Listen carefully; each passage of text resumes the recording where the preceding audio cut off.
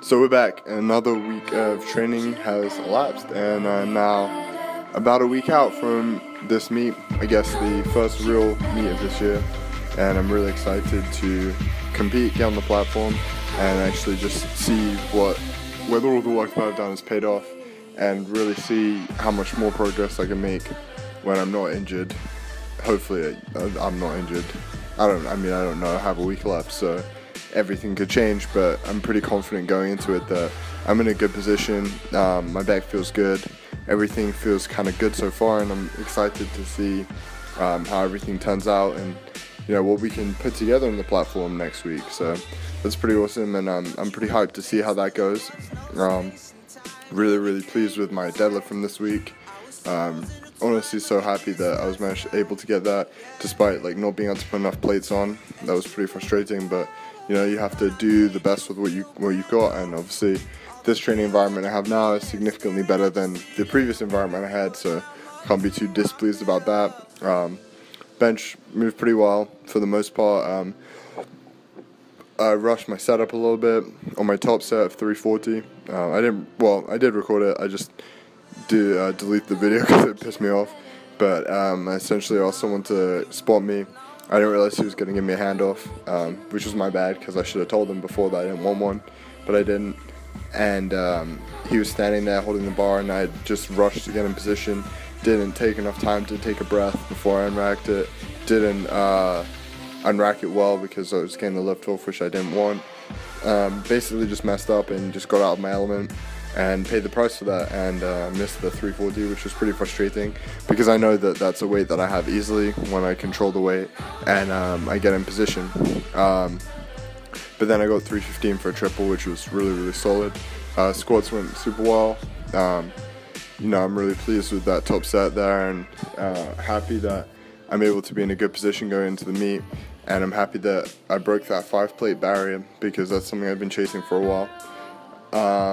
But yeah, so I guess the main purpose of this video is I kind of wanted to address external factors and kind of a little bit of motivation as well. I heard this quote the other day, and it was, I don't even remember what it was from, but essentially it goes something like, don't take advice from successful people. And when you hear that, you immediately think, well, that doesn't make any sense. Surely everyone wants to be successful, so you should do what successful people are doing, and that will ensure that you're successful. But when you think about it, that really doesn't make any sense, because successful people, by the nature of their success, they've done everything right, and they haven't, they've obviously made mistakes, but they've done the correct things. They were in the right situation, they put themselves in the right places, and that resulted in them being successful. And that isn't always something that is feasible for you, and obviously it's difficult for them to look back and understand how they got in those situations, other than they just worked hard and the opportunities arose. But learning from people that failed, learning from people that made mistakes, is a much greater way of understanding how to become successful, right? Because seeing what people did wrong and understanding that is going to allow you to prevent yourself from making those mistakes, and ultimately is going to prepare you for greater success. And so that kind of, it's interesting when you correlate it to powerlifting, right? Because everyone that initially when you start training, everyone's like, oh, I'm just going to train how the best in the game train. I'm just going to start doing a single every training session and then some volume because that's what everyone else does, and that's probably perfect for me because I'm a beginner and that's how that works. But it's not. Obviously, if you know anything about training, you understand that training for a beginner is going to be extremely different than training for an intermediate or an advanced athlete, right? There's different protocols you're going to have to follow, different things are going to work differently, not just for each individual athlete, but for that general group. And then once you get into the individual athletes and their training methodologies, it's going to be so disparate and so different, just because of the nature of the sport and the nature of the specificity of it. But yeah, so immediately starting to go off that and thinking that this is how I have to train, this is how it has to be done because this is how the best do it, you're really immediately putting yourself on the back foot, right? That's why having a coach is obviously extremely valuable, blah, blah, blah, blah, blah. But also reading and educating yourself and learning about things that these successful people did wrong, or people that ultimately had to leave the sport because they did things wrong and they pushed too hard.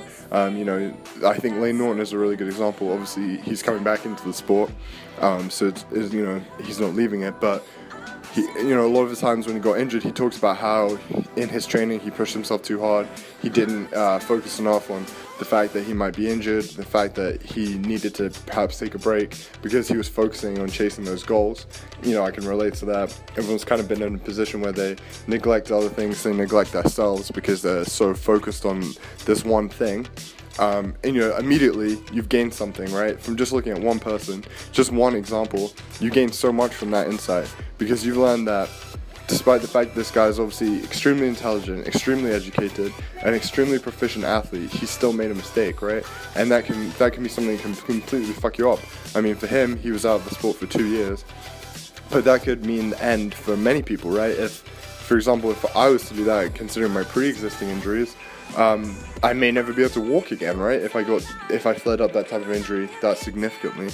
And so it can have a pretty big impact. So looking at people that have made mistakes, looking at people that have had injuries, have done things the wrong way, and using them as a case study to understand like what you could do differently and how that's going to help you be more successful is honestly going to be so much better than looking at the person that has a 9-for-9 meet and wins the world championship, right? Because that doesn't teach you anything other than that they're extremely proficient at what they're doing, which is, it's a great thing and that's great inspiration. But looking at someone like Brett Gibbs at this past world championship who destroyed his chance of winning by just opening too heavy, right? You look at that and that's the perfect example of just understanding that this is, well, he didn't open too heavy, sorry, that was incorrect. He jumped too much on his second attempt. So looking at that and understanding at me, should I really be jumping 60 pounds if in the gym I only ever jump 10, 15, or should I be jumping 20% to chase a number that I want when I could jump 10% and 10%, right? And ultimately securing a better total, securing a victory in that case, but also just making sure you get a better performance at the meet. Which is always going to be the goal. So looking at people that have made mistakes, made errors, is always going to be a more effective way of learning than looking at people that are always successful. And that is a really important thing to look at. The other thing I wanted to briefly touch on is external factors and control, because again, it's something I've been dealing with a lot. As you go into a competition, there's always going to be other things on your mind that are going to affect your ability to relax, your ability to focus 100% on training. One of the things I've been doing, making sure I'm doing the most, is making sure I'm relaxing, making sure I'm sleeping 9 hours a night, which is a lot for me because in the past I usually have only slept like 5 or 6 hours. In the past few months I started making sure that sleep was a priority because I was neglecting it, and as a result my recovery was terrible. But sleeping 9 hours every night, trying to spend time to just devote to my relaxation, so listening to podcasts, watching Netflix, going to the pool, going for a walk, going for a drive, just anything that's going to be able to help you get outside of your own head and relax so that you're not necessarily affected by external factors, right? I'm graduating next week, the day before my meet actually, and I don't know what's going to happen, right? I don't have a job at the moment, I'm still working that. I wasn't born in the US, so I'm not a citizen, so as a result of that, I need a job to stay here or I need to go into further education, which I'm not planning on doing. So, I have that weighing on me too. I'm finishing up my classes, blah, blah, blah, blah, blah, a million different things, right? But the most important thing I've been focusing on is making sure that this meet is a priority to me, right? I can handle the other stuff in my life, I know I can, but making sure that I'm segmenting my life, so I'm thinking about my graduation and all the shit that comes after it at one point for a certain amount of hours in the day. I'm thinking about my training from the moment that I wake up, which is, I wake up at 6:45, I get to the gym at 7:30, my training lasts from 7:30 to let's say like 10. In that time, all I'm thinking about is my training. Like nothing else even matters. I don't think about anything else. I don't look at my phone. I just put my music on. I just do my training. I hit the numbers I need to hit, and I get the fuck out of the gym. Right? There's that. Then when I get back from that point, I eat food, I shower, blah blah blah, and then that next segment of the day is devoted to some other thing that I need to worry about, and then some other thing, and then ultimately a large block of time that I'm devoting to relaxation and just de-stressing, which I get everyone's not capable of doing, but it doesn't have to be 4 hours, like it could be 10 minutes, but that is going to help you significantly just to be able to relax and decompress and really just, almost like consciously meditate and think about how everything's going for you and what you could be doing better.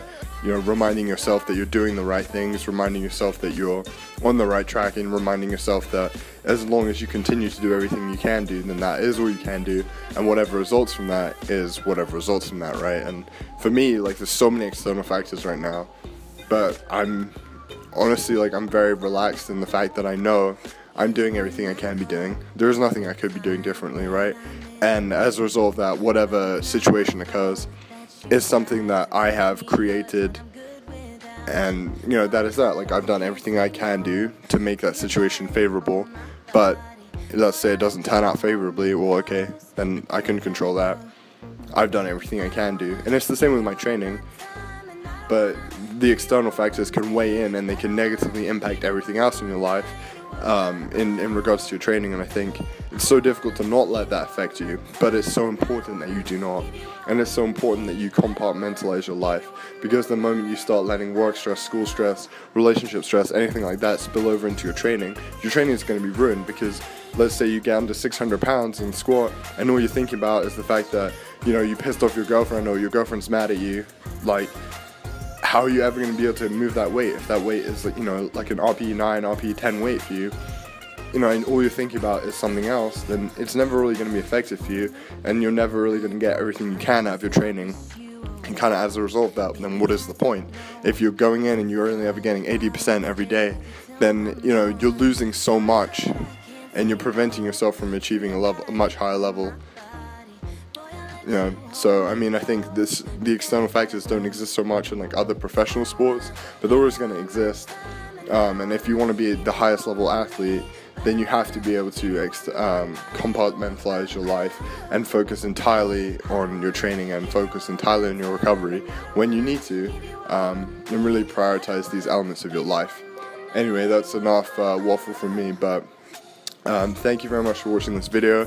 Expect a meet recap coming probably, I want to say, like next Monday or Tuesday, when I get time to edit it and do a little voiceover.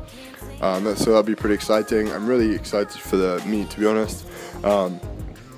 It's going to be cool to have my parents there and my girlfriend there to watch me compete, so that should be fun, and hopefully actually put up the total I feel like I deserve, and put up the total that I've worked so hard for this year. And you know, we're going to be chasing some numbers, but I'm just excited to get back out on the platform and not be injured. I think that's really good for me, and I think mentally and physically I've improved a lot in this past 18 or so weeks, I think. So I'm really happy to show that, and you know, really happy to feel the way I do about myself right now. I feel really good, and so that's cool, and that's exciting. So go ahead and leave a like on this video, that'd be great. Go ahead and subscribe so you can see the update video, and then after that, I guess, the road to World Nationals. So that's pretty cool. So definitely, yeah, do both of those things. Go and follow me on Instagram, Alex_college strength. Send me an email if you're interested in coaching. Go check out our website if you want to buy a t-shirt, read our blog, yeah, just everything. Do all those things. Okay, well, I will speak to you in the next video. Thank you for watching.